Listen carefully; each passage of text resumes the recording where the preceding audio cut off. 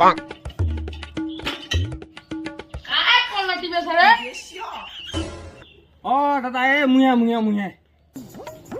শালা কলনা এলা মুয়ে টিপুনি মুই পাশে দিয়ে ঠিক করনু আর তুই কি জল খাবা